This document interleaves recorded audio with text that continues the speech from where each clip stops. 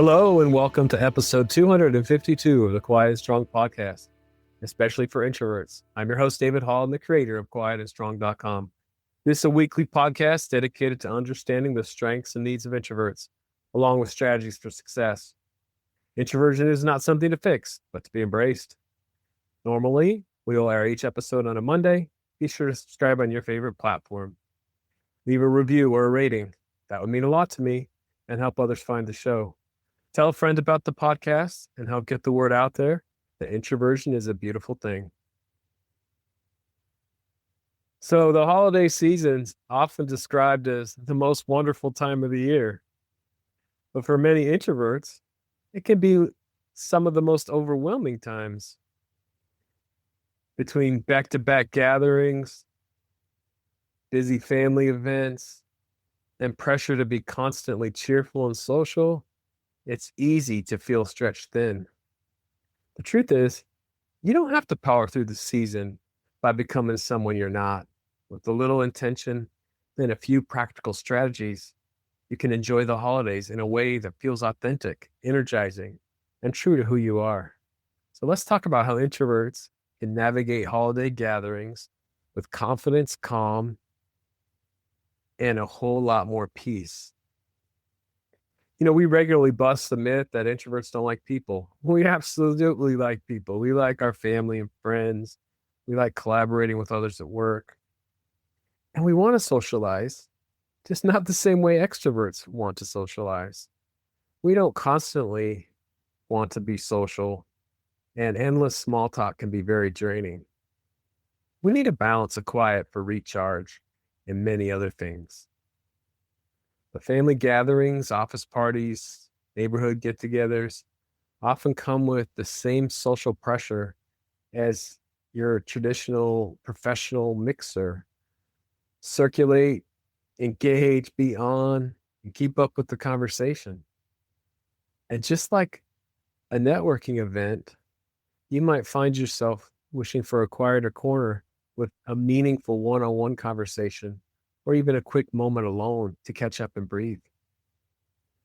The good news is, you don't have to navigate the season like an extrovert to enjoy it. We often talk about how to navigate networking events as an introvert. Instead of bouncing from person to person as fast as you can, go with a goal in mind. Who do you want or need to talk to? And what do you want to talk about? Do some preparation by having some conversation started ready. Give yourself a break as needed and give yourself permission to leave when you're done, even if the event's still going. With some intentional strategies, you can show up in a way that feels natural, maintains your energy, and creates genuine moments of connection without forcing yourself into overwhelm. You can approach the holiday gathering with confidence, clarity, and calm. No networking event anxiety required. So let's talk about 10 tips for introverts to navigate the holidays. So the first one, plan your energy, not just your schedule. So we introverts naturally manage our energy by choosing when and how we interact with others and how we spend our time. During the holidays, the calendar, it can fill up fast. Parties, work events, family gatherings, gift exchanges, community outings. Instead of saying yes to everything and hoping for the best, take a more strategic approach. Ask yourself, which events matter most? Which ones leave me the most drained? When do I need recovery time? And add some recharge time into your calendar here and there.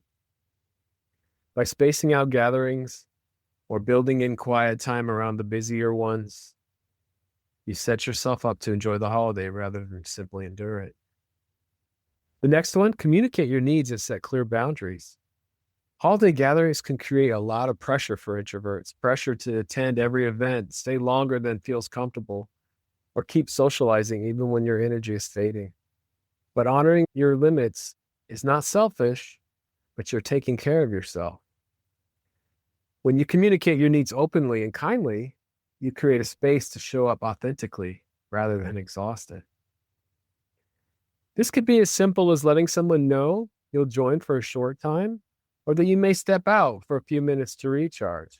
You might say, I can come by for about an hour, or I'm going to take a quick break and be right back. If you know you'll want the flexibility, arriving separately can help.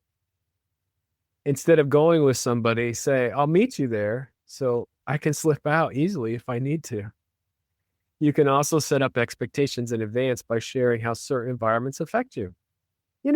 Big gatherings weaken me a bit, so I may take a few quiet moments alone. If someone you care about wants to do something, but you can't or don't want to for some reason, but you do want to spend time with this person, be sure to offer an alternative at a future time. Say, I can't do this particular thing, but let's meet up at this time. This shows you really care, even if you're not able or don't want to do a particular thing or event. Most people appreciate clear, gentle communication. When others understand your needs, they're far more likely to respect them, and you're far more likely to enjoy the gathering with your energy and comfort intact. Next one, create mini recharge moments at events. So, introverts don't always need a long break. Just a few minutes of quiet here and there can reset our energy.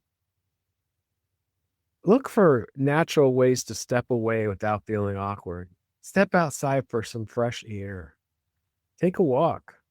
Take a bathroom break. Take something to the car. What are some other ideas that you have for recharge during an event that's a little on the draining side? The next one, choose meaningful interactions over many. All-day gatherings can feel like networking events like we talked about because of the unspoken expectation to work the room. So it's funny, even maybe a large family gathering can feel like you're supposed to work the room. But you don't need to talk to everyone to have a meaningful experience. And often we thrive in deeper one-on-one or small group conversations. So maybe consider focusing on, someone you haven't connected with in a while, a relative or friend you genuinely enjoy, a newcomer who might appreciate a kind face. Quality interactions leave you feeling energized instead of depleted. And not all interactions with people drain us. And that's the key, is to know what drains you. The quality interactions can actually leave you feeling energized. Have a role or purpose. Maybe at the event, you have a job that gives you structure for the social event. When you know why you're there, socializing feels less like performing and more like participating. Maybe you like to help serve the food. Maybe you like to take photos. Maybe you're helping set up or clean up. Are you the music person? You could organize a game. When you have a role, conversations happen more naturally, and you avoid uncomfortable mingling that feels like working a room at a networking mixer. So, have some conversation starters ready? In general, introverts, we think and then we speak. It's a very natural process for us. We don't choose it, but we are deep thinkers, and it's a gift to be a deep thinker. But it means we're not always the best at thinking on our feet. So small talk can feel draining, but having a few thoughtful questions in advance helps you avoid surface level chatter and staying there too long. People love to share when invited into deeper conversation. So you may ask a question like, what's been the highlight of your year? Do you have any favorite holiday traditions? What's something you're looking forward to in the new year? And so asking open-ended questions allow you to connect more meaningfully without forcing it. And as far as small talk, you can always comment on things in the environment, like if there's food or the music, and start conversations that way. And remember, a little silence in conversation is normal. If there's silence, it means you're not the only one that's not talking. Just relax and let the conversation naturally take its course. So In addition to enjoying the various traditions, create your own quiet traditions. Enjoy the time with family and friends, coworkers. But keep in mind, the holiday doesn't have to only revolve around group activities. Personal traditions give you something to look forward to, moments of peace, creativity, restoration. What activities do you like to do solo? Reading, journaling, taking some time to reflect on the mysteries of life or planning your future, watching a good movie, taking a walk or drive to see holiday lights. What else? The next one is protect your routine. Do you have routines that you do regularly? Protecting your routine becomes especially important during the holiday season when schedules fill up quickly and social expectations run high.